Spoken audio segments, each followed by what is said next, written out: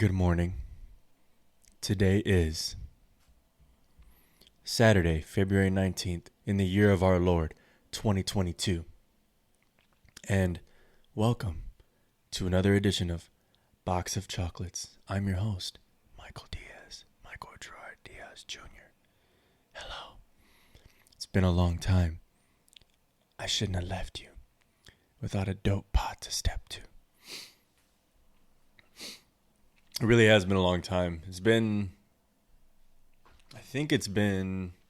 get a fist away from the mic. Got it. Good enough. It'll pick me up. Yeah, it's been at least 4 months. I want to say it's been like 6 months since I put out a podcast. 6 months seems like a long time, but I've been living in my new apartment for October, November, December, January, February. 4 months. I've been living in the new place for 4 months. And I know I haven't done one since I've moved in the new place. And I think I stopped doing them like 2 months before I moved. So whatever. That's the math. That's the fucking math. 4 plus 2 equals 6. Boom. 6 months. I've been wanting to start back up again. I don't know what stopped me. I think it wasn't yet enough of a habit for me to just do it like without any push. Like it was a little bit of a push for me to do the podcast. It was never like daunting. I mean, I'm back doing it right now, so I guess that's a little bit of proof that I want to do it. Not that I only need to prove that to myself, really. But yeah, it was never daunting or anything. I've been wanting to do it. I just haven't done it in a while. And that was kind of the original intent behind the podcast, was that, box of chocolates, you never know when you're going to get as well as what you're going to get. The what being like, topic, the when meaning whenever the fuck I feel like it. Whenever I fucking feel like it, I will produce an episode. For my 5 listeners. I love all 5 of you. We got mom, dad, girlfriend, fucking 2 best friends. Love all of you guys. A lot more people than 5 have been watching it. And that's good. Even if the shit gets 30 views, like 30 people are watching. Like that to me is hilarious. That already is hilarious that 30 people are like, play. Let's see what Mike has to say today. And that's actually, you know what? Me saying that right now out loud, I don't know if I'd ever really said that out loud, but that makes me feel fucking good. That 30 people are like, let's see. Damn. So there's always shit to talk about, always. But I do want to talk about a health thing. A health thing. Health is wealth, baby. We know that to be true. For sure I do. So the story really starts out like 6 years ago. And this is my own personal story. So the story really starts out 6 years ago. 6 years ago, about I shit blood for the first time.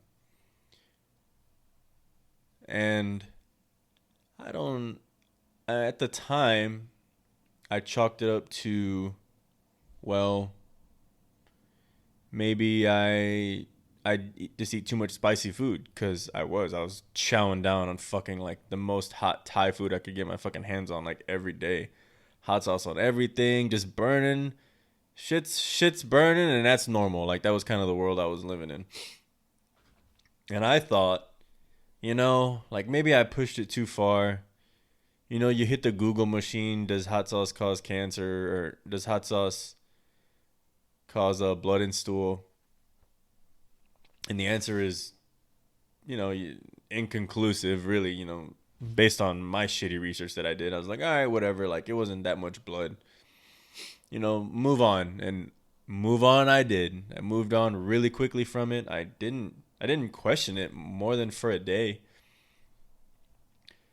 And so, fast forward 4.5 years maybe, I shit blood again. And this time it like it fucking hurt. So what hurt, So my stomach really hurt. Like really, really fucking badly. Like so bad. Like and I've had stomach aches before. I've had food poisoning, I've had the flu, I've had many, I guess what you could call like, minor bouts with my own stomach. Like, all right, we'll get over this in a day or two. Maybe we're down for the weekend, but that's pretty much tops, right? You get over it pretty quickly if you're pretty healthy. And the pain was never like that fucking much. So I remember feeling, I don't remember the exact moment when I first realized my stomach hurt, but I remember I went to lay down and I felt like a bloating, like a fire in my stomach, like a pain, like a bloating fire pain feeling. Like didn't necessarily like feel like a, I don't know, it just felt like it was in my stomach. Like that's really the best I could sum it up now, and the certainly that's how I was feeling in the moment. And it was so bad during the day that I tried to fucking sleep it off. I tried to sleep away the pain that I was feeling. I was like, maybe if I just go to bed, I don't know, my body will fucking fix itself, right? Like that's pretty much the dream. So I go to bed with this fucking insane stomach pain, like so bad I could barely summon the focus to fall asleep. And I woke up in the middle of the night. I woke up in the middle of the night, stomach pain like still just fucking like exploding. And I'm like, I don't know, I just felt like I had to shit. So I went to go shit. And blood in the stool. This was more alarming than the first incident, like many years ago, like those 6 years ago, because this time pain was associated with it. The first time pain was associated with it, but it felt like a more normal, like my asshole's burning from the hot food kind of pain, which I know everybody can relate to that. This time, stomach pain had accompanied it. The pain was just not specific to my asshole. Like, now I got stomach and asshole pain. So now things are changing, right? So I ignore it. Well, did I? Yeah, I basically ignored it, right? I think I don't know. Did I even try Googling anything? Like, I don't know what kind of research I did. I really don't. I'm going to move this around. I'm going to swivel with this microphone. Hopefully it's not too, like, audio's like, ooh, like I want to be consistent, but whatever. I like to swivel the mic around. It's fun.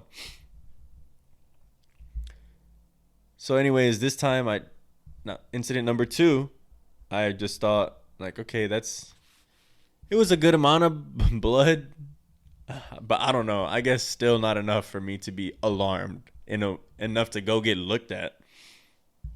So I don't know. My body just kind of rebounded in a day or two, and I just went on with life. And I can't remember. At the time, I thought, okay, I rebounded completely. Like my health is completely back, completely back. So I was like, maybe I don't know. I didn't really have a good explanation for this one. This one was less explainable to me. Like it didn't necessarily feel like a hot thing. I was like, maybe it's the drinking. Maybe I drank this weekend. Maybe that did something to me. You try to like reason away the things that are scary. Somehow I moved past it like in a day or two. Fast forward maybe 6 months. So now we're getting to,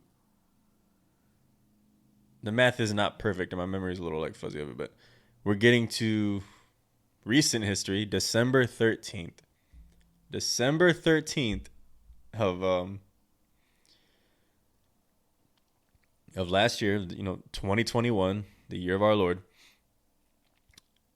I shit a lot of blood. A significant amount of blood.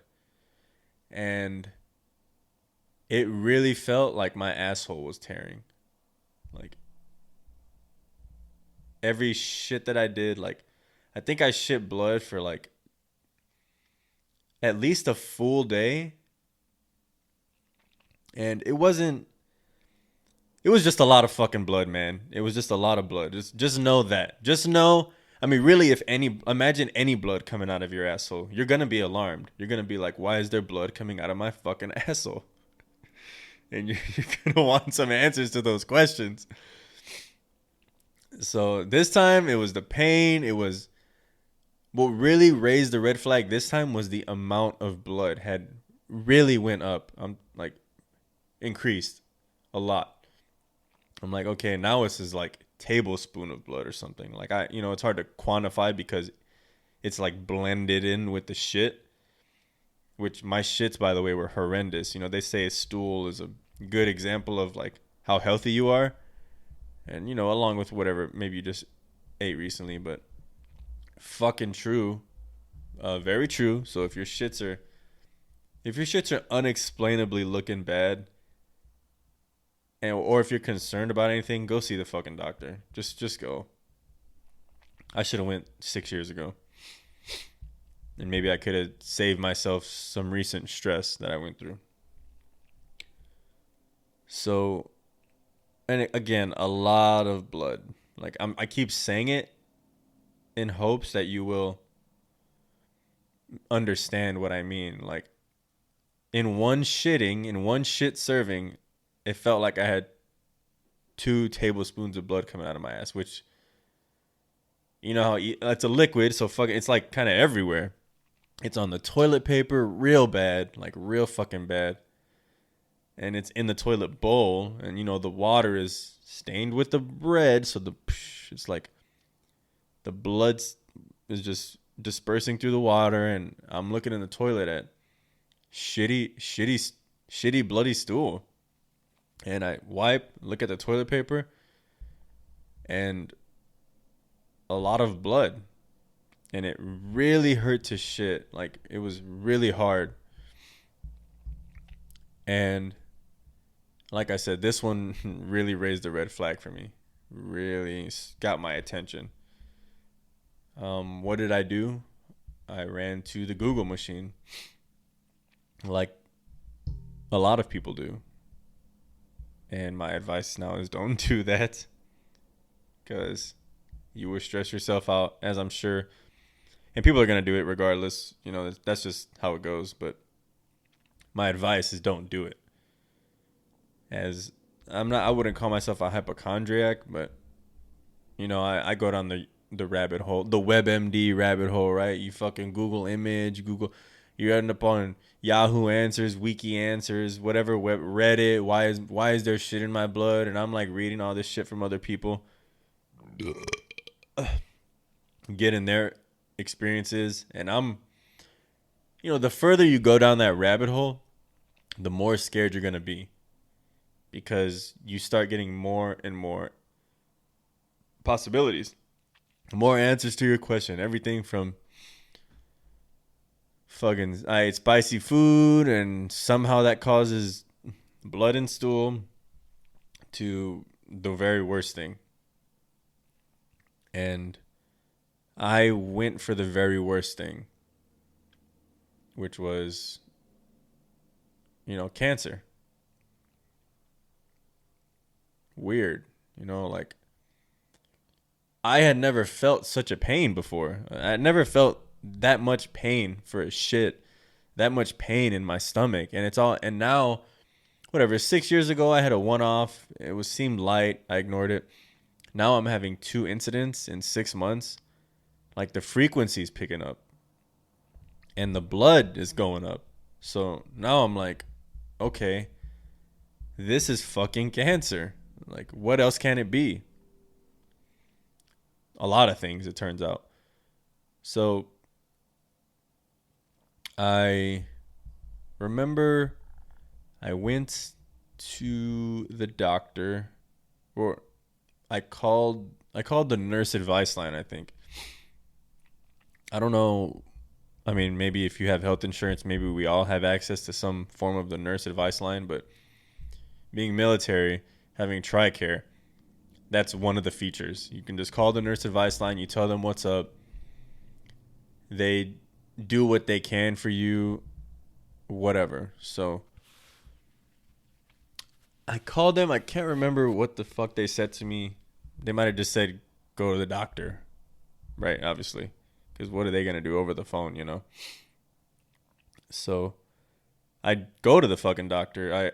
First I call the doctor, and to be honest with you, like, I cried. I cried on the phone to like the medical technician. It wasn't like a cry yet. We're getting there.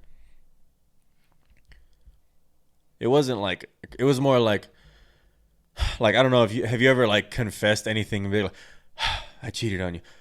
I cheated on the test. Like, imagine a time when you had a big confession or something, like, and it was hard to admit, or maybe it hurt to apologize or something, like how heavy that feels, like coming clean like that.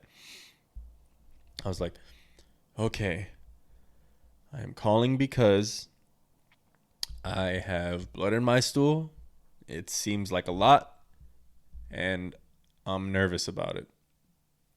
And boom, right away. To their credit,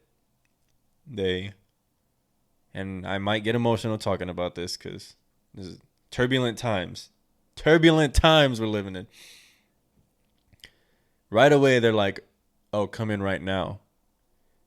Come in right now for a military medical facility? That doesn't happen. Come in right now. You tell them you got whatever, like, oh, I'll see you in a month. I'll see you in a fucking month. And I think that scared me more, that they were so willing to see me right away. They were like, yeah, you have an acute onset medical condition, which, I mean, whatever. Acute onset condition. Acute onset condition. An acute onset of a pre-existing condition is defined as a sudden and unexpected medical episode related to a pre-existing condition. To be classified as acute onset, the medical event must occur spontaneously and without advanced warning, either confirmed by a physician or by the obvious presence of symptoms. So I guess blood in your shit qualifies as acute onset. Probably deservedly so. So the technician that I speak to, they're like, okay, like, sounds like acute onset. Can you come in right now?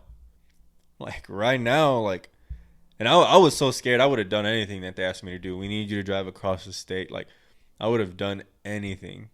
I was so fucking nervous. So they're like, can you be here in 30 minutes? I'm like, yes, I can. And I told my boss, because, this was a work day, I believe.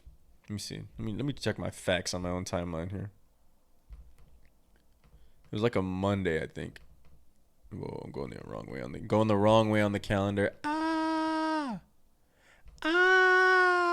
Oh yeah, December 13th. It was a Monday.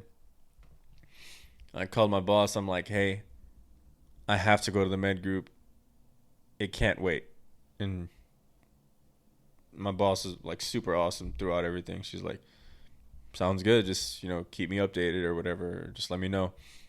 So I went, and, you're sitting there and you're just like, the little waiting area. You're like, all right, and eventually you sit there, whatever, however amount of time, 30 minutes I sat. And like, Sergeant Diaz. So I come back. That's me walking back. I come back and, you know, like the whatever technician that you initially see before the doctor, they're like, so what's going on? And saying it in person was like really hard. I was like, I have blood in my stool and it's scary. And I I wasn't saying it as calm as I'm saying it now. I was like a lot more very trembly voice, scared, you know, fighting back tears because all I'm seeing is like, hey, you have some form of fucking an ulcer or cancer. So I tell the technician this, and throughout like this whole process, like I don't know her name. I've been meaning to find her and tell her thank you. Just because she was the first person who one, this is the first person I've told face to face. So nobody else had the opportunity to comfort me up until this point. I'm like fucked up. I started to cry. Or like, you know, I'm getting there. I'm really getting there. And she sees that I'm freaking out. Like I'm really like fucked up in there. Like it's hard for me to say it. It's hard for me to like look at her. And she puts her hand on my shoulder. She puts her hand on my shoulder and she just nods at me with like the most like it was like steel yourself. She put her arm on she put her hand on my shoulder and was just like it was like I know. Like that's kind of like it was just like a really good acknowledgement of how I was feeling. She was like, I know. And like, and also she was like, you know, to another small degree, it was like, you know, like it's okay or whatever. Very powerful. 10 out of 10 powerful. Because when she did that, I really started fucking crying.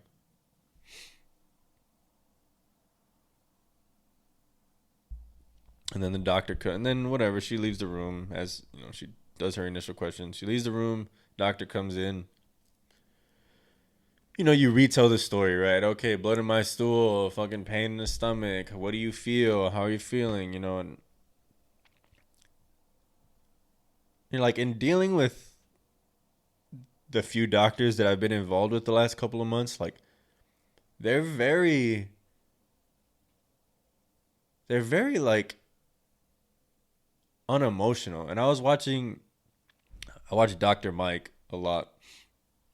And he talks about that. He talks about how a lot of doctors feel like they need to just be completely clear of like any emotion, like just straight up with you. And there now I know that there's good reason for that.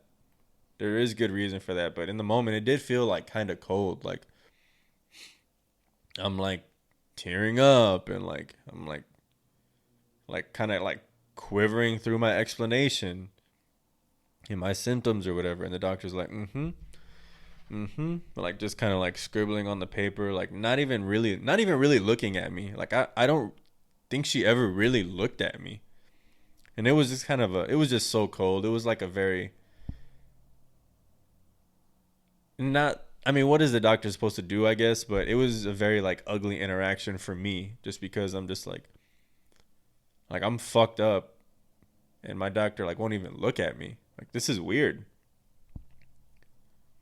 Like I don't know. I guess that's just maybe that's part of their training. I'm not gonna pretend to know in the ways doctors are trained. I don't know. They read the books, they get the knowledge. I'm not sure about the bedside manner portion of it. Not that I was in a bed, I was sitting in a fucking chair. So, whatever. That same day, like, so all this is happening on a Monday. On like crazy, like I don't know. No. I shit blood. Yeah, it was Monday. It was Monday morning. Okay, Monday morning I shit the blood. Got an appointment right away. So something new happened to me, and during that medical appointment, I she was just like, she hears me out. She's hearing me out, and she's like, okay, lay on the table and lay on your side. And I knew what was coming, just because what else is she gonna do? I'm bleeding out of my fucking asshole. What is she gonna check? Like, let's use some common sense here. She's gonna check my fucking asshole. But it was just so quick. Like, it was just so quick. I don't even. It was so fucking quick. Like, I'm like, yeah, boo boo boo. Explanation. Okay, lay on the table. And I'm just like, which now's the time for action, I guess. Looking back on it, like, that it was. They saw me right away because it was alarming. So I'm getting what I want. Like, I'm getting help. I'm getting an exam. But it was just so sudden. Like, I was stunned by it. She's like, lay on your side. And so I'm like, okay. And so I lay on my side, and she gives me a prostate exam. She gives me a fucking prostate exam. And it was so, like, I'm not going to lie to you, it felt emasculating. Like, and my pride, like, was attacked. Like, I'm just, they're just doing their job. But I swear my pride felt attacked. Like, my pride as a man, and I guess, in a way. Like, wow, I'm a man. And here she is fingering my asshole. And a lot of that, what I just said there, like, that's my own crudeness, and that's my own, maybe that's my own insecurities, or maybe that's my own whatever, my hubris. I don't know, but those are kind of me things that, because she's doing a medical exam, like, my pride feels attacked. I don't. It just did. I'm just telling you what the fuck I felt in that moment. It was sudden. I wasn't expecting to get a fucking prostate exam that day. And so she puts her fingers in my ass. And it's tight. It's tight. Um, and she's like, "Do you feel pain?" And I'm just like, "Oh my god!" I remember I explained to her before, because I don't know, like, medical terminology. And so I'm just like, she's like, "So what's going on?" Blah blah blah. And I'm like, and when I said, like, she's like, "Is it rough, your bowel movements?" And I'm like, "Yeah." I'm like, when I shit, it feels like my asshole's tearing. Like, I don't have better word. Like, I'm just speaking as plainly as I can, which I think that's what they want. I'm sure they want honesty out of you. Like, what the fuck? At this stage of the game, like, what the fuck is the point of lying to them? Like, you're here to get help. Get help. Like, it feels like my asshole's tearing. So whatever, I'm getting the prostate exam. She puts her fingers in me. It feels tight. Like, it just feels tight. Like she was like, "Do you feel pain?" I'm just like, I some of this shit's like, I don't even really know how to answer the question, because I don't know, like, what does she mean by pain? I guess pain meaning any kind of ow is kind of like no shit. But it didn't really feel like pain, so I said no. It just feels like pressure. Just feels like you have your fingers in my asshole. And so she pulls her fingers out. She's like, "Well, there's no blood." Or she's like, "There's no blood. I don't see any anal fissures or, like, tears." Which, that shocked me. I was like, "There's no way." I'm like, based on the shit that I just took, I'm like, I have anal tears, bro. Like, my asshole is ripping apart. Surely, like I just, it was very shocking that my asshole wasn't ripped in that moment, because I was certain it was. And so, one of the weird things about, if you've never been sick before, I guess, or had anything, like, ever really go wrong with you, you don't really know how things feel. Or I didn't really know how I felt. Like, I never really had any medical issues before. I broke a collarbone, but that's like that's one's like so easy to understand. The bone's broke, it hurts, it's gonna heal. Like there's no like artery, blood, bacteria. Like it doesn't really get that complex. Like for the things that I had previously in life, nothing was complex. And so you don't think about like constipation or whatever. She's like, "So, are you do you feel constipated?" I had to think. I was like, "Do I feel constipated?" I thought constipation means you can't shit at all. Like you're not shitting. Like I'm constipated, there's no shit coming out of me. But it makes you think like, okay, maybe constipation means a little more. Maybe you can shit while you're constipated. And this constipation just means tougher shits as opposed to no shit at all. So I'm like, I don't even really know how to answer some of these questions she's asking me. I'm like, I don't know. Like, yeah, I feel constipated. I guess I'm gonna say yeah. Like at this point, I'm feeling kind of like everything's kind of fucked up. So yeah, I feel it all. I feel pain. I feel constipation. It's hard for me to shit. Like, and so she, I do tell her, I'm like, hey, look, I'm gonna be honest. I fucking Googled it. I saw the C word. I saw cancer. And she was just like, She kind of like molded over for a second. She's like, Like kind of just did some quick math for me. She was like, how much blood was there? Like obviously that's important. I was like, seemed like a lot. Like I was so scared that I didn't even want to admit that it was a lot of blood. I was like a little, kind of a lot. Like, but in my heart, I was like, that was a lot. My heart and my head were like, that's a lot of blood. So I tell her, and she's like, is it like everywhere? I'm like, it's not like somebody is fucking throwing around a can of red paint. Like the toilet bowl is not now completely red or anything. I'm just like, but there's blood in the shit. There's blood in the water. There's blood on the paper. She's like, She's like, and to her credit, she didn't. To her credit, she didn't at the time like indulge me in anything. She didn't indulge my fucking hypochondriac fantasies. She was like, which is good. They shouldn't make any guarantees when they haven't really done a thorough examination. So she's like, based on what you said, she's like, I don't think it's what you think it is. Cancer.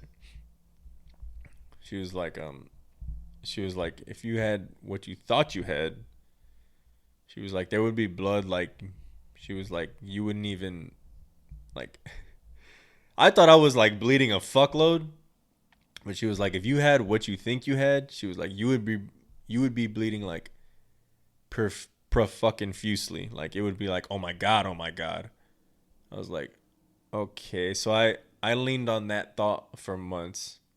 That 10 seconds of her feedback to me, I leaned on that like the fucking Bible. Like I was like, she said, if it's what you think it is, like you would be bleeding like there's no fucking tomorrow. So I'm like, okay. So what she does is she puts me on right away. She orders me to get a breath test, which she didn't really like tell me what it was for, but she was just like, go get this breath test. So I go to get this. So that's one of the things. So I guess more examination, right? A breath test. And then she puts me on a, a laxative that's a stool softener as well. I forget the name of it. I think by now I threw the pills away. That it's a laxative that's a stool softener. Then she puts me on suppositories. So she was like, these are suppositories. You will inject one in the morning and at night, twice a day. You have to do suppositories now. So I went from never in my life have I done butt stuff. My asshole has never been penetrated. And I went from never having done butt stuff to now 3 times in this day, in this one day, now 3 times I have to penetrate my asshole. This doctor did it with her 2 fingers, and now I have to shove a fucking pill up my ass twice a day. That shit is whatever. We'll get to that. So I do the breath test, whatever. They have you blow in a bag, like whatever. The bag traps the air, and then they have you drink like, I don't know what the substance is, but they have you drink like this shit that makes you, it like expels whatever from your stomach. So you breathe in the bag, you take the liquid. Doesn't really taste like anything. Some people say it tastes good. And then you breathe in the bag again after like 15 minutes because I guess the liquid brings out whatever the fuck is in your stomach or something. Now we're dealing with like the gastrointestinal system. I'm sure at some point I'll fuck up some of this terminology, but whatever. Just work with me. I'm a common working man here. So whatever, I do the test, I walk away. I'm like, I wonder what they're looking for. Like, I didn't even know. She didn't even say what they're looking for. She was clearly purposely vague. That's the only explanation for that. Either, yeah, you're purposely vague, or you just don't want to take the time to explain everything. Well, whatever. She explained the laxative and the stool softener. And after that, I went back to work. And at this point, I'm all fucking shook up mentally. Like, I go to my desk, and I work a desk job, like paperwork, like office space, the office, like, what is it? Fucking TS reports. Like, when you think, or in your heart, you feel like you have a serious medical condition, the last thing that feels important to you is the work on the screen, or the work in front of you, the work that somebody gives you. You're like, dude, I got bigger shit to worry about. Like, I'm not going to be like typing away. Like, I'm leaving. Like, I'm fucking leaving. Like, don't try to stop me, or you try, but it's not going to, I'm fucking gone. Like, I'm not going to sit here and worry about this when my problem is so much bigger than that. But whatever, I kind of try to keep it together for the day. I take a long lunch that day. Maybe I left early. My boss was super understanding about it. I'm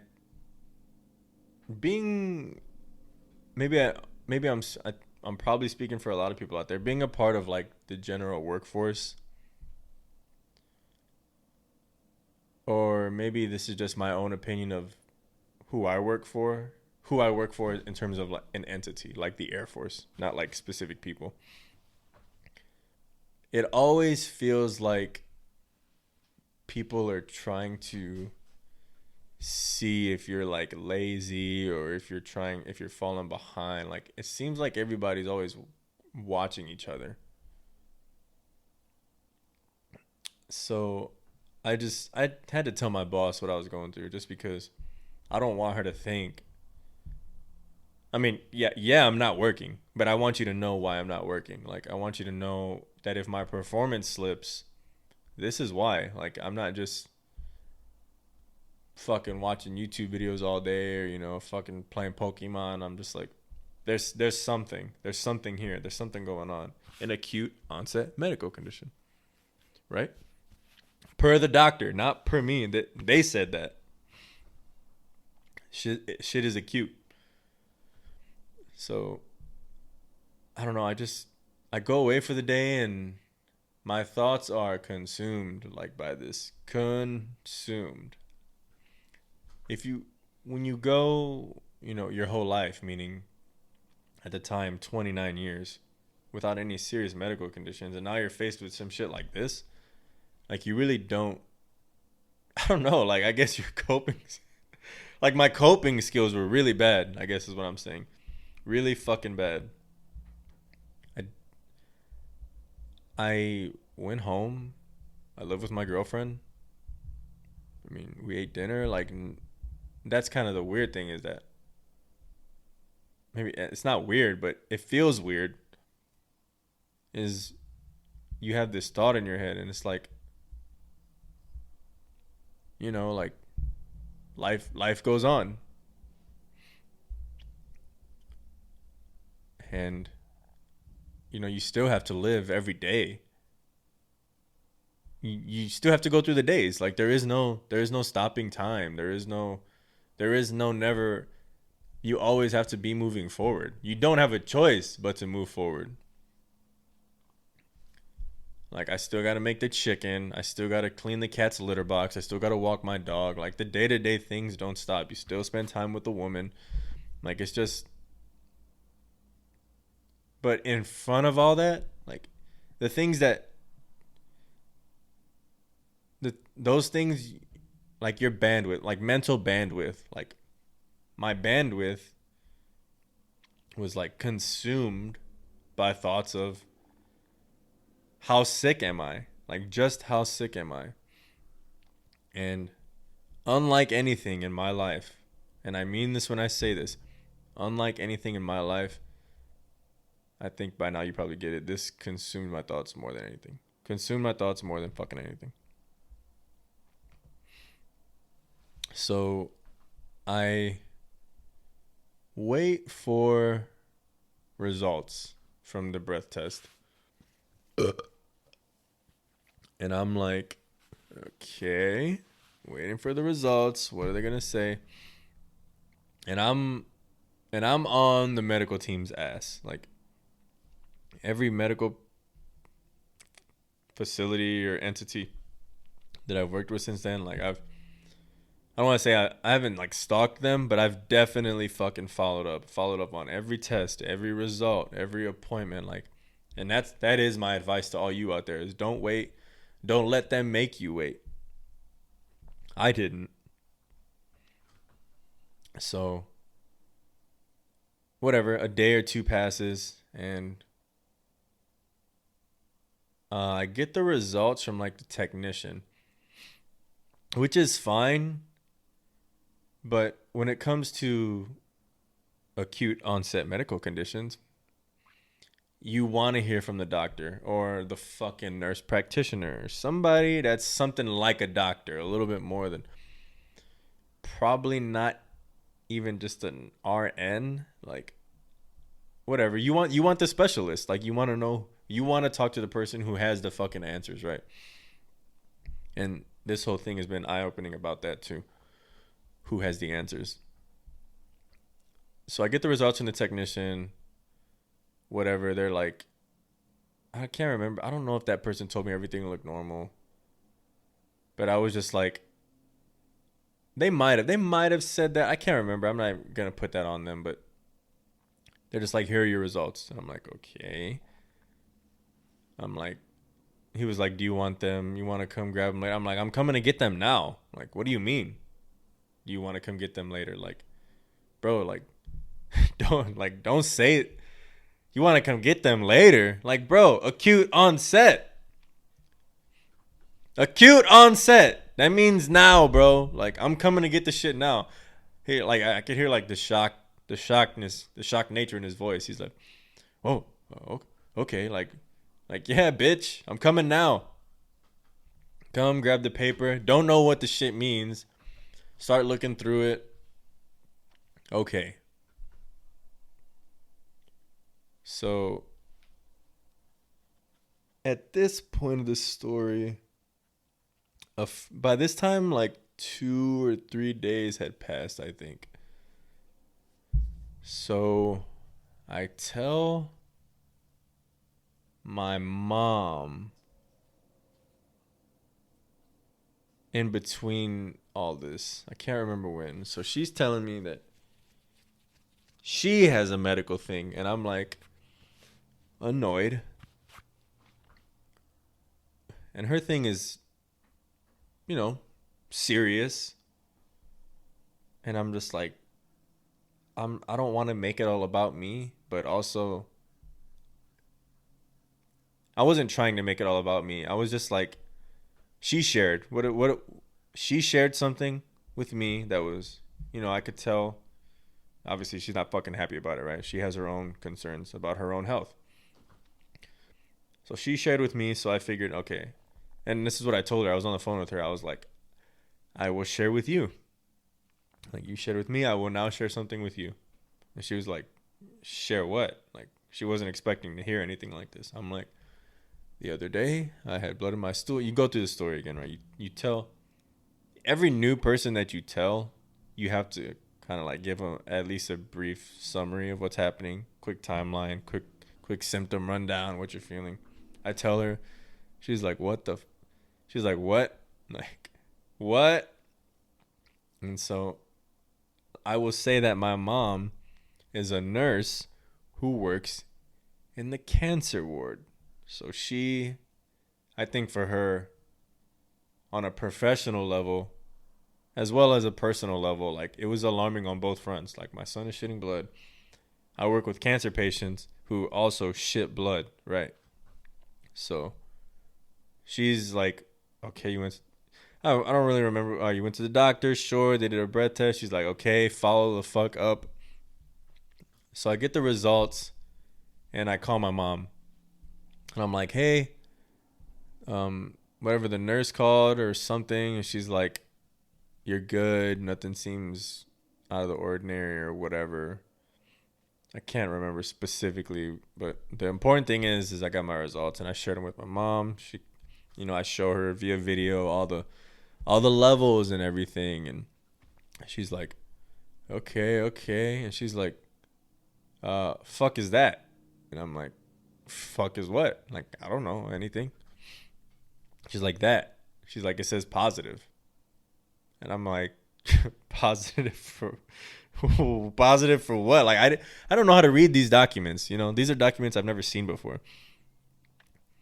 But everything else is normal. It's like the white blood cell count. What I've heard with my zero medical training is that high white blood cell count means cancer.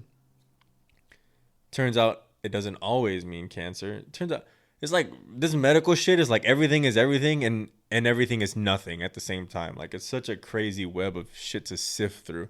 Like, they're truly detectives. Like, these medical people are detectives. They're medical detectives. So, like, everything looks fine except for the like one of the last things on the paper, and it says positive for H. pylori or Helicobacter. What is it? Well, I'm gonna tell you the real thing, because this shit fucked me up. Helicobacter pylori. Mom was like, "Fuck is that?" Or like, I think she kind of knew what it was. She was like, "Oh, it's some kind of stomach infection, bacteria." And then so that night,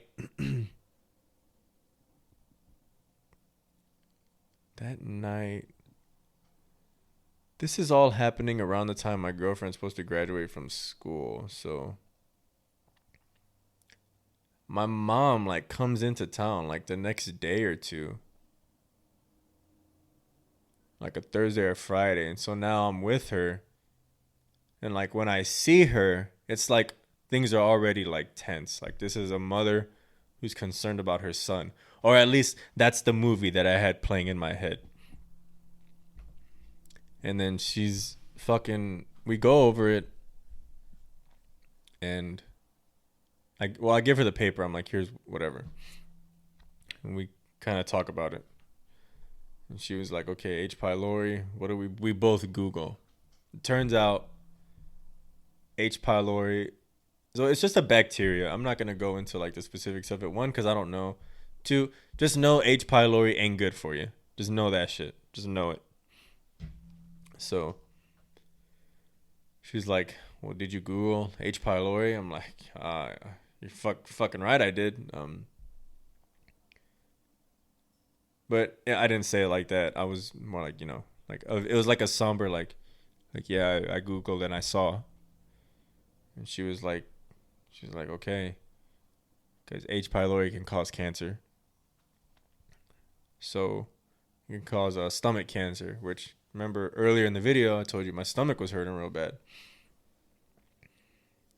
So at this point, me and my mom, and we're both like not happy about it, obviously. I'm concerned for my own life. My mom's concerned for her son. It's bad. The level of concern is like real bad.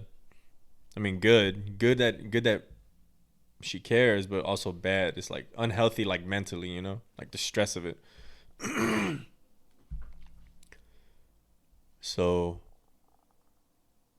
the doctor calls me like that night, the night my mom gets into town or something, and she's like, "Hey."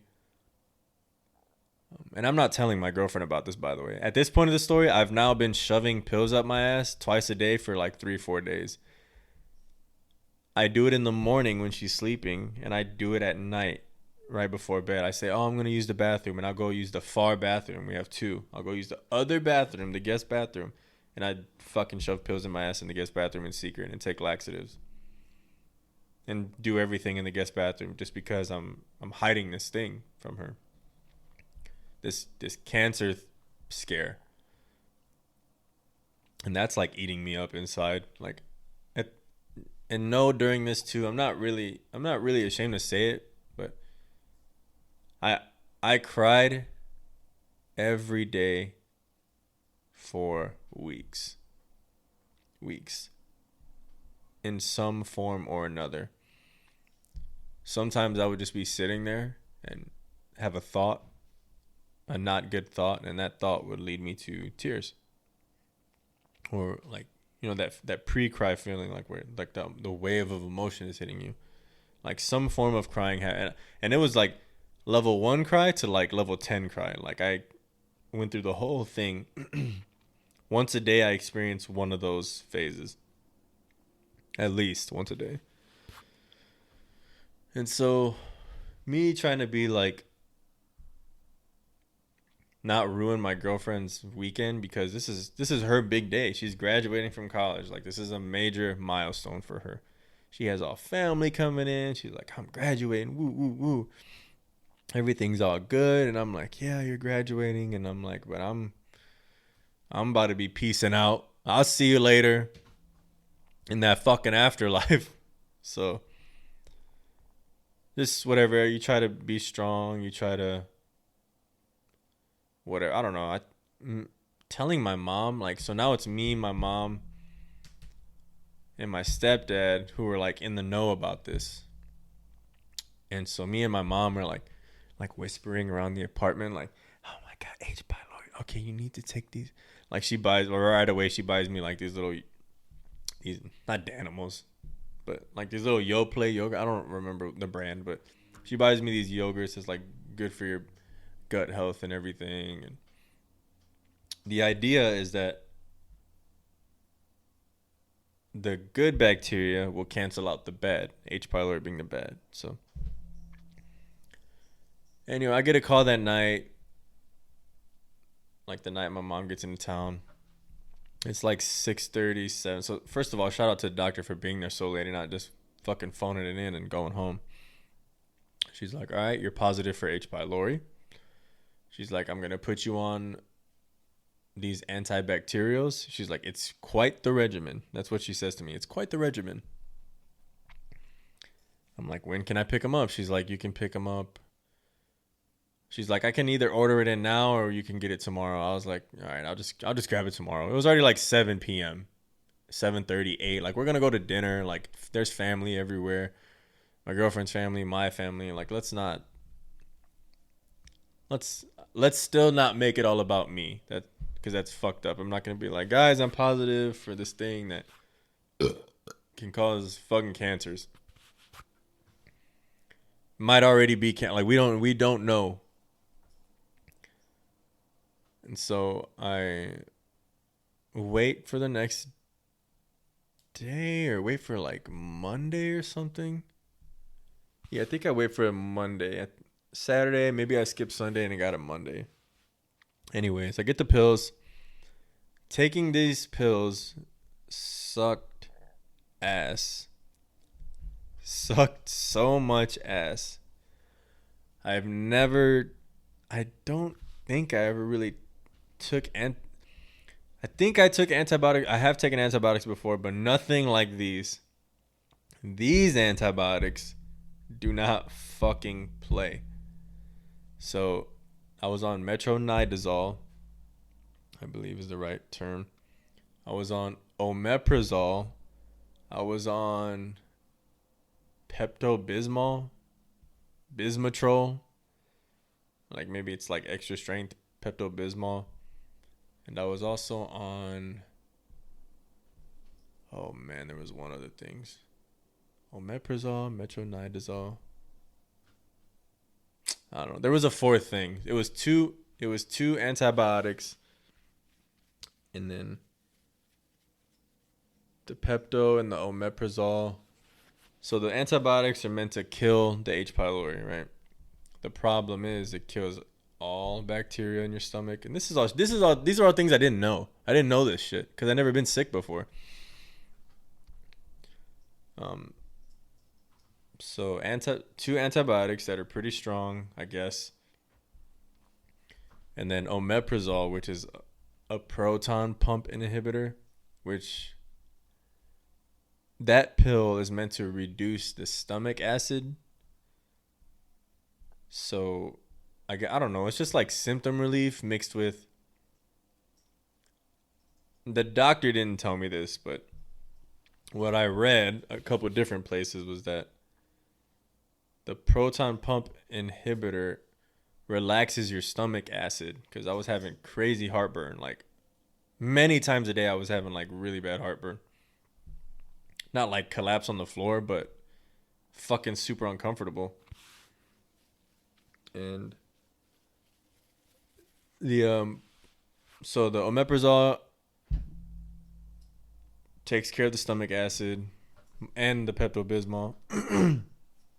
And just in case I have an ulcer, which is like a little hole in your stomach, it's like imagine you scraped your knee or your elbow. I don't know. Poor comparison, but whatever. It's a fucking wound inside of me, and like an open wound. So if reduction of stomach acid is meant to help heal any ulcers that need healing, which is what we want.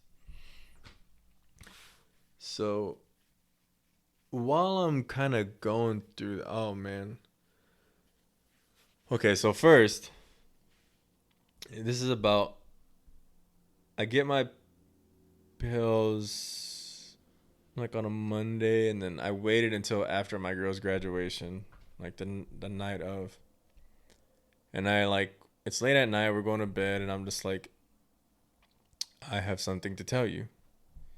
And she's like always goofing around. She's like, you cheating on me? And I was like, no. Like, I don't really have it within me to joke, obviously. I'm just like, so I have this stomach bacteria. And I show her the paper too, just to provide like, hey, I'm not joking around or anything. I'm like, I have this stomach bacteria. It's called H. pylori. And I was like, if I'm going for the top shelf, like this is me reaching for the worst thing that it can be. I'm like, I honestly might right now have cancer. I might have cancer. So she was just like, she took it all in stride. I can't really. One, she was super supportive. Two, I cried really hard because I was keeping this secret from her all week. Cried so hard. And she was and has been cool about the whole thing. And that was really comforting to me. Fucking obviously, right? So, I begin these pills, this regimen, and this shit is a beast. Like, I have to take pills basically from 8. If I want to be done with this pill regimen by midnight, I have to start at, like, if I start at 8 o'clock, then I can be done by like 10 p.m. Because I have to take pills like basically every 2 hours. I have to take all these pills like every 2 hours throughout the day, and I cannot miss like the doctor's like you cannot. She's like you must follow this like to the fucking letter. Like there's no flexibility. Like you don't miss doses, don't take doses late, just don't miss, motherfucker. So like this rule is like my every 2 hours I'm like popping pills. Like I gotta make sure I'm home. I gotta make sure I was taking my obviously traveling with my pills everywhere I went to work on a fucking plane on a. It was I went to Cali and Vegas for like Christmas, New Year's. Had to make sure I had my pills there. I forgot my. I would like take little baggies with me of like pills for like the next 2 to 4 hours. But like if we were out longer than that, I'm like, I was with my family. I was like, Mom, like I don't have Pepto Bismol. Like I need to go to the store and get the Pepto Bismol. Or like, hey, I ran out of antibiotics. Like I have to go. Like we would have to like stop what we were doing to like make sure I get these pills in me. That way I can kill this bacteria. And so the whole like now I'm like my whole family is like worried about it. Me and my mom probably being like the chief warriors, like for sure. And I remember one time during this this was like, so H. pylori makes you bloated, or it can make you like gassy is what I'm saying. I was bloated one day, and I don't remember at what point of the story. My mom was back in Indiana. At this point, we were done traveling. I'm back here in Florida. And my stomach was so fucking bloated, man. And I'm just like, how? Like, I'm eating right. Like, I'm drinking water. Like, at this point in the story, I haven't drank anything but water in weeks. Like, maybe a drop of juice. No alcohol at all. Like, I can't. They were like, if you mix these antibiotics with alcohol, they're like, you could end up in the fucking hospital. And like, it's not like a rare chance. Like, it could definitely happen. So I haven't been drinking. Like, I've been so good with my diet. And then I was bloated, and I called the nurse advice line. They're like, I must have you go to urgent care. And I called my mom or she called me. She's like, what are you doing? I'm like, I'm at urgent care. Like, I'm fucked up. Like, my stomach is fucked up. And I remember that is,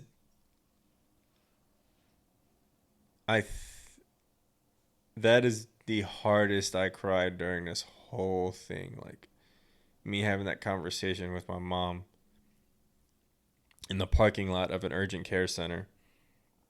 And I was mad about so many things. I was mad that my life could be taken from me. I was mad that I was feeling this way physically. I was mad that I was stressed. I was mad that my appetite didn't feel right. I was mad at, like, I don't know. The list kind of goes on for probably 2 or 3 more items that I can't think of. I was just mad at so much of it. And then what added to my my emotions was how supportive everyone was. Cuz at this point of my treatment, I really believed I had stomach cancer. Like, I really believed it. And like, if you would have asked me like, Mike, how do you feel? I would have been like, it feels like there's there's a mass inside of me. Like a mass of something that's not supposed to be there. Like, my stomach fucking hurts. Like, it hurts throughout the day. It hurts. Like, I feel pains. And I lost so much weight. Like, when this started, I was like 217. And a lot of this is credited to eating right. Like I ate perfectly for at least 3 weeks. I ate perfectly. I'm talking like salads, chicken, lean everything, clean everything.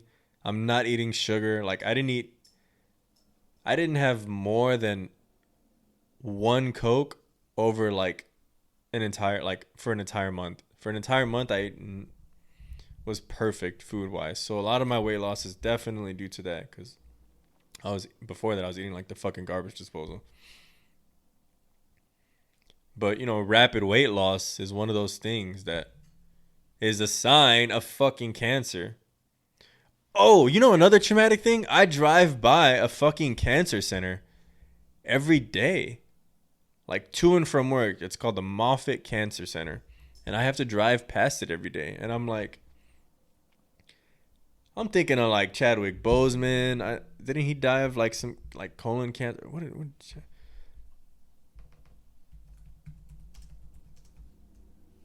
Yeah, Chadwick Boseman, colon cancer. I'm like, this shit gets people, man.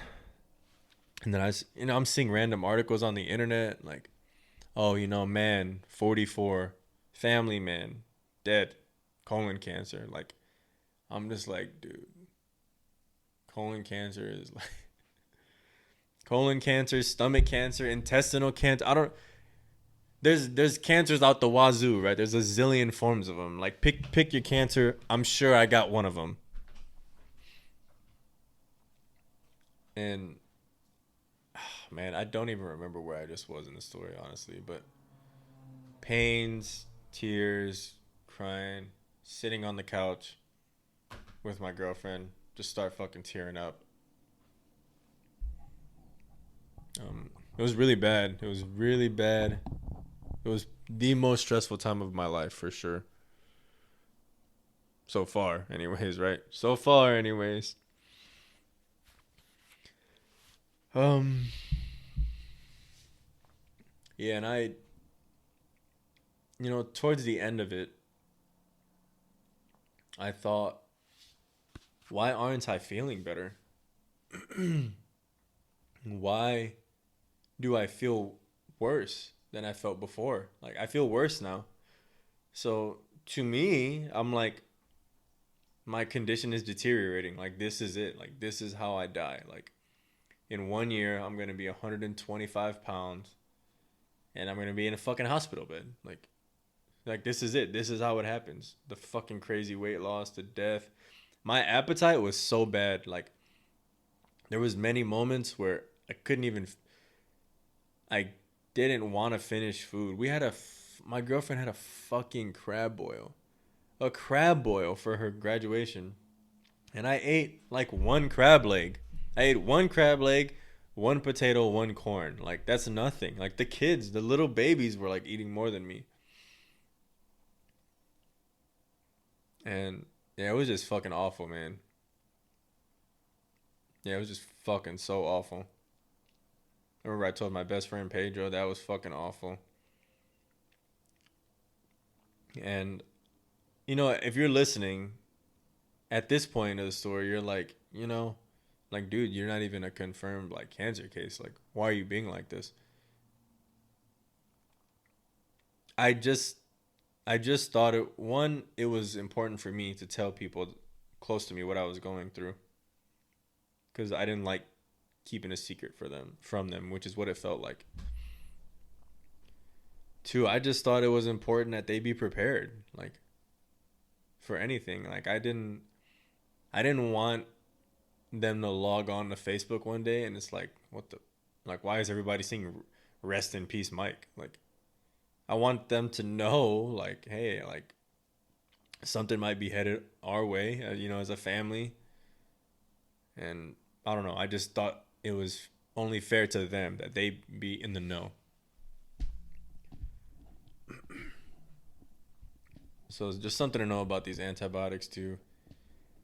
You're gonna feel better before you're gonna feel worse before you feel better. That's just what it is. Like, it's just what it is. You're gonna feel worse before you feel better. I did. I felt way worse. Way, way fucking worse.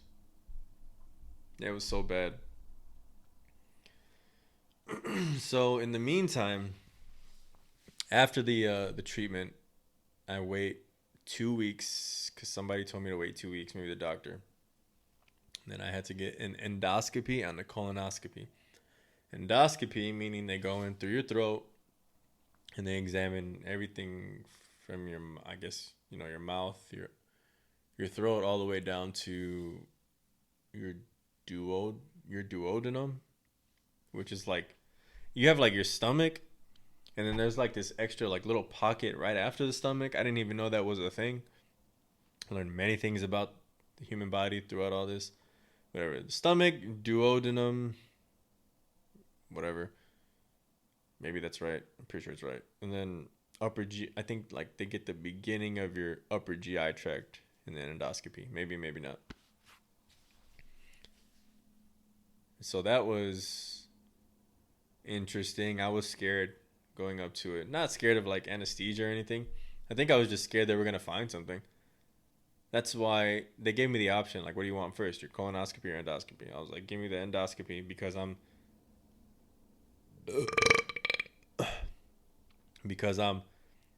99% sure I have a mass growing in my stomach. I was so certain of it. So I get the endoscopy. I wake up. First thing I remember is my girlfriend giving me apple juice. It was like the most delicious apple juice I'd ever had in my life. They give me the results.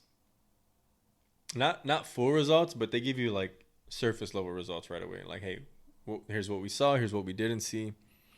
Whatever. They still got to do biopsies, which take 2 weeks. So,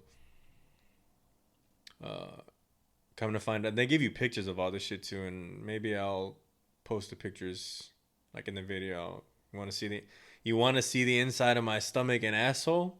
Because I'm about to show you. I am about to show you. It's gonna get real, real in here. So they gave me the pictures of my upper GI tract. Nothing, honest, like not nothing. They found that I had gastritis. Gastritis meaning like inflammation of the stomach, which would explain like how burpy I was, how gassy I was. Mostly burpy, like not really farting, like burpy. Really burpy. Um, and so they biopsy meaning like they take a little part of you, like a little something out of you, and then they test it. So they tested the most inflamed part of my stomach because, I guess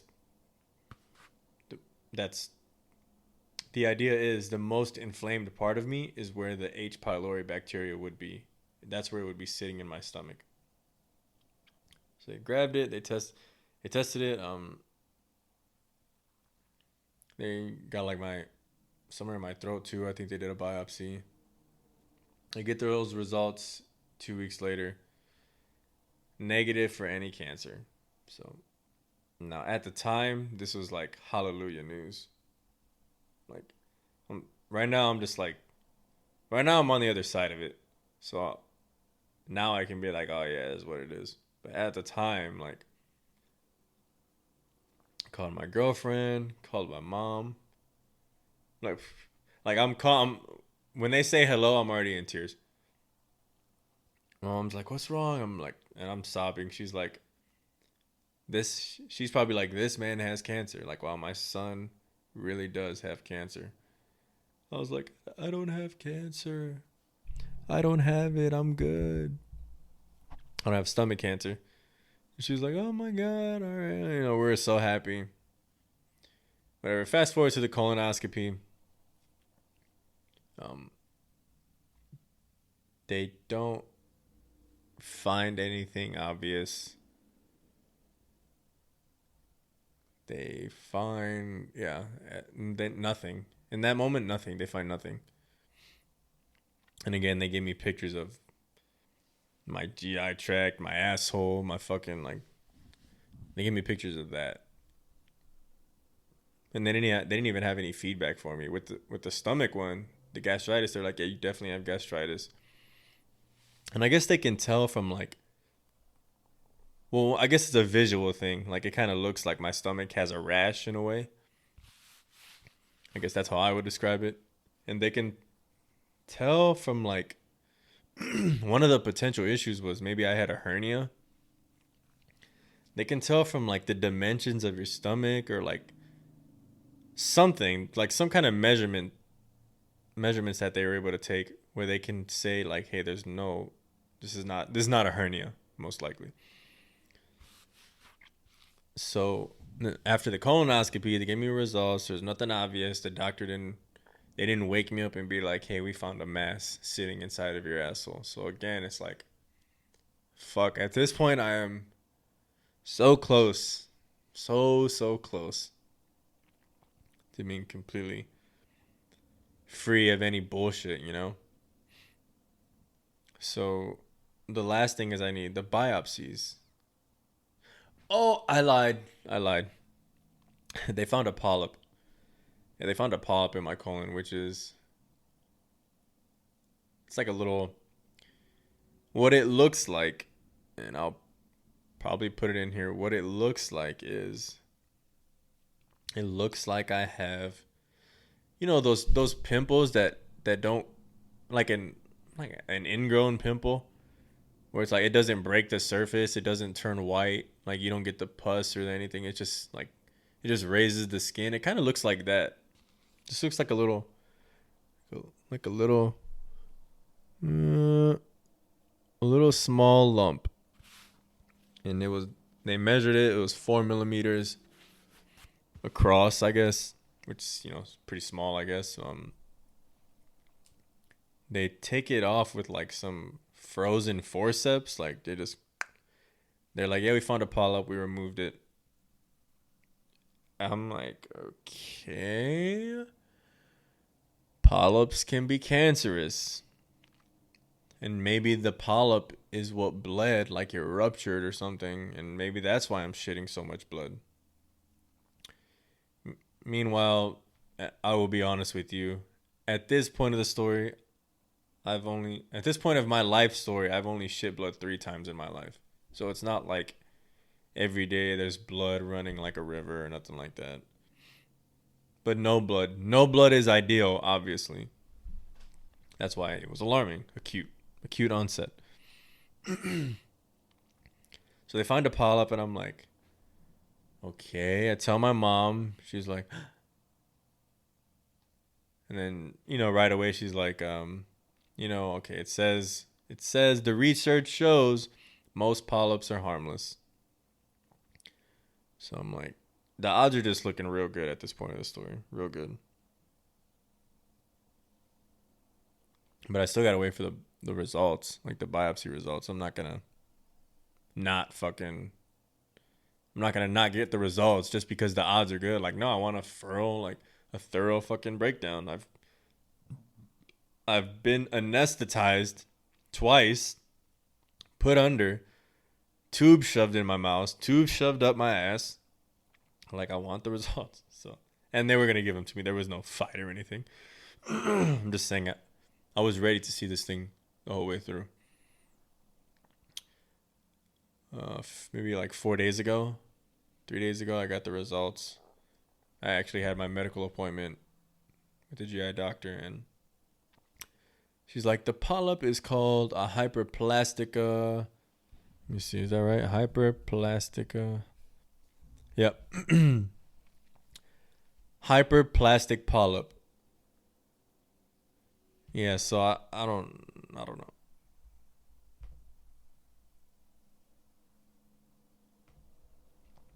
I'm gonna have to edit out those little quiet 5 seconds.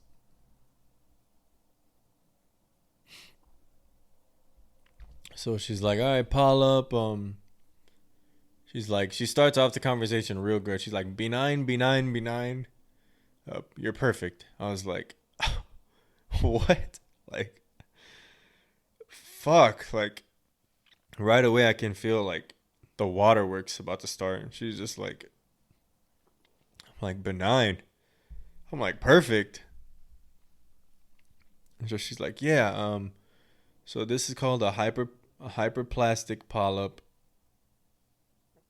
And she was like, She's like, and it is benign. And she was like, not only is it benign now, or, they removed it. She's like, not only is it benign, but also, she's like, these are non-cancer forming. She's like, it's not cancer now, and it won't ever become cancer. She's like, it doesn't have, she's like, it doesn't, she knows I'm not going to understand. She starts speaking the fucking science talk.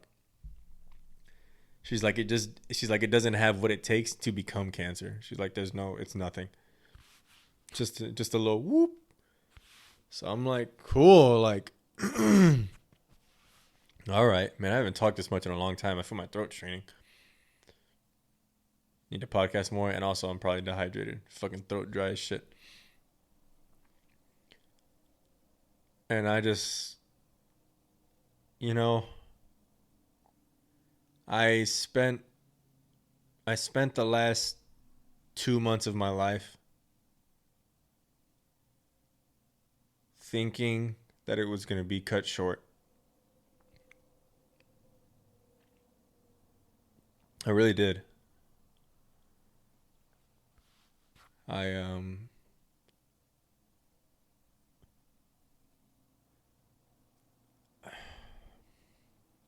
had this moment.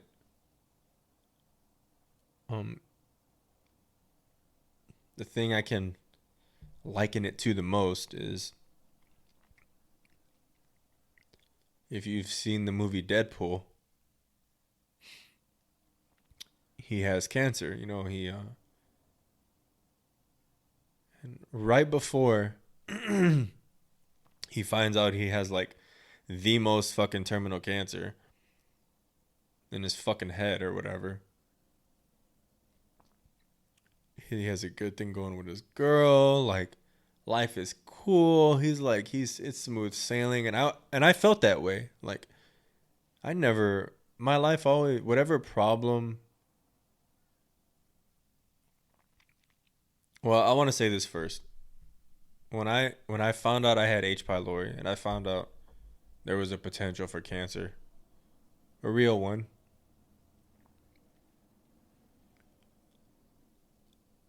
I remember that movie. I remember where he talks about where he knows he has cancer, so he was further along in the fucking illness department than I was, but I was really concerned for my life. And he talks about, all right, he has cancer, and all he can think about like is his woman.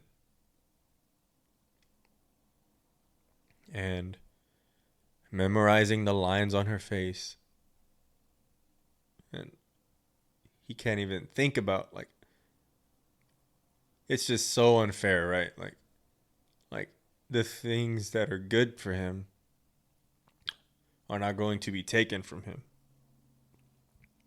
And that's what I've been feeling the last 2 months. I've been feeling cheated. Really cheated. Like, man, like, you're telling me I'm not going to get to die an old man? Like, I'm going to die young? Like, I'm not going to get to crack the 70s? Like, can I crack the 70s? Can I crack the 70s? And this one was, in terms of like mental health crisis, I just want to say, I would never take my own life. Fuck no. Like, so much like Jeffrey Epstein, like how he didn't kill himself, I would never kill myself. So if you ever see a police report, Michael Diaz took his own life, no. Know that it was not done by my own hand. But what I'm saying is it was a setup. Somebody got me. What I am telling you is that you see how the cracks can form in somebody's mental health. I felt that for the first time in my life.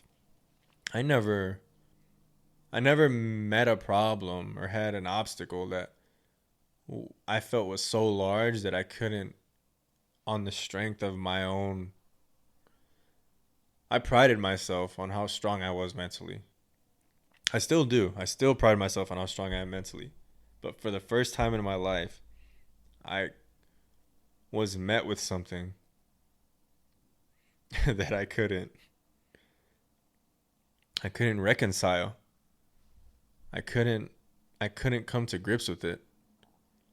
I couldn't get over it. I couldn't, just be happy or whatever. Like, I couldn't muster up the the fucking gusto to do that this time.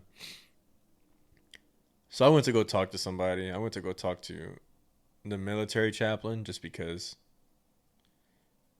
it's close, it's convenient, it's a resource that, I mean, it's like having a free therapist. Like, it's just free therapy. My only problem with it, not problem, I guess, but the thing that I wouldn't the thing I didn't necessarily want much about it was like the religious part of it, because they're chaplains. They try to steer you down a religious avenue. So I'm talking about like my mental health and my stress and this and that, and he's just like, what's your relationship like with God and all that? And I'm just like, okay, this is not necessarily and I'm not slighting him for his beliefs or anything. I'm just like, this is not, like, I need you to be more military and less religious right now. But that's just not what they're in the business of. It's faith-based counseling, basically. He's like, what's your relationship like with God and all this other shit? And I'm just like, we talk. And he's like, maybe God's trying to get your attention. I'll admit that I prayed. I will admit that I prayed. And I still am praying now just because. And I don't like do like my great grandma. Like, I don't bust out a mad and like, get down and fucking like. But I take a moment to myself and I just, and I want to. I just wish for good things. How about that? I wish for good things. I wish for good things for good people. And I will tailor my spirituality to whatever is needed for me.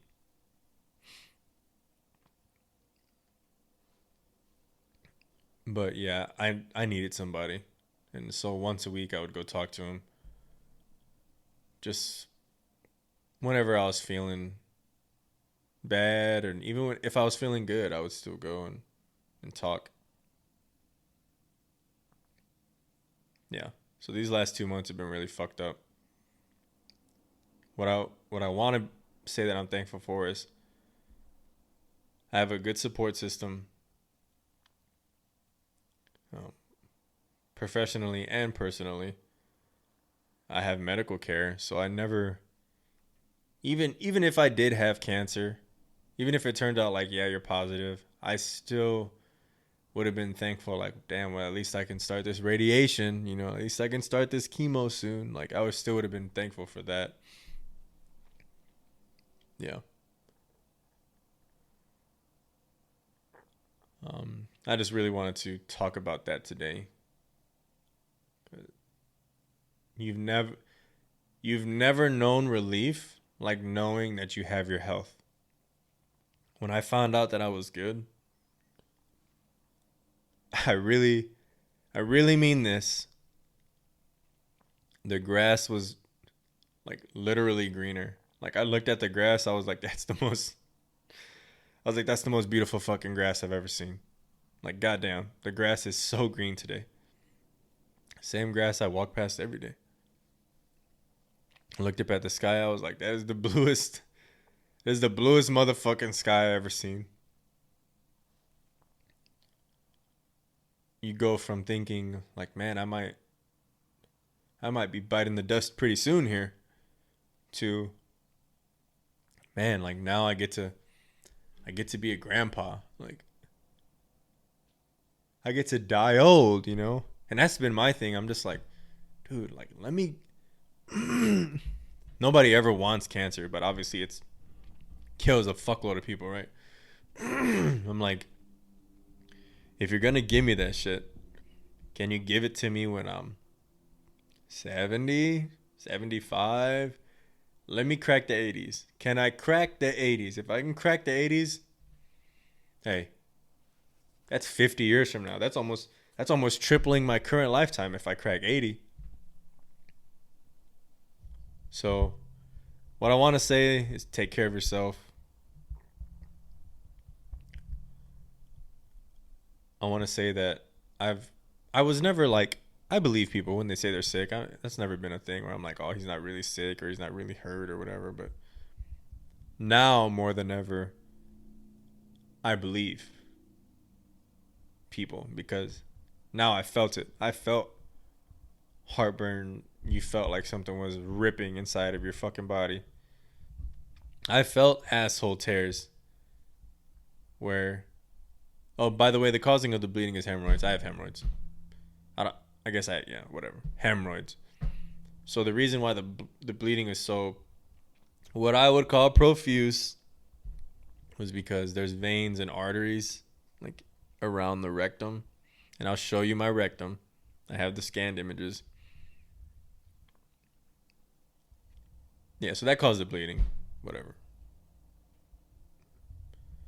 Anyway, I want to say that I'm empathetic towards people now. I get it. I get the mental health thing. I always did. Like I said, I've never fucking denied people's like mental being or whatever. I believe you. I always did. What I'm saying is I believe you more now. I'm glad I get to be an old man. I'm so glad I get to die an old man. Like, you have no fucking idea. Like, old man. Like, yes. Yes. Yes. Anyways, take care of yourself. Don't ignore. If something about your body is scaring you, go see the doctor. Just go see him. Had I not got this H. pylori treated when I did, who knows? Maybe after it had more time to fester over the next 10, 20, 30, maybe then it would have given me stomach cancer. And I Google image pictures of stomach cancer. That shit is gnarly. Gnarly, and I looked at the survival rates for all this shit. Just knock it out early. Early detection is key. Luckily, I was able to stop it at hemorrhoids and a bacteria that's already gone. So that's it. That's Box of Chocolates for today. I'm gonna be back next week. I miss this. I do miss coming here, hopping on the mic, telling you a little story, editing the videos, putting in little pictures. You're gonna see my rectum. You're gonna see my stomach. That's it. I'm out.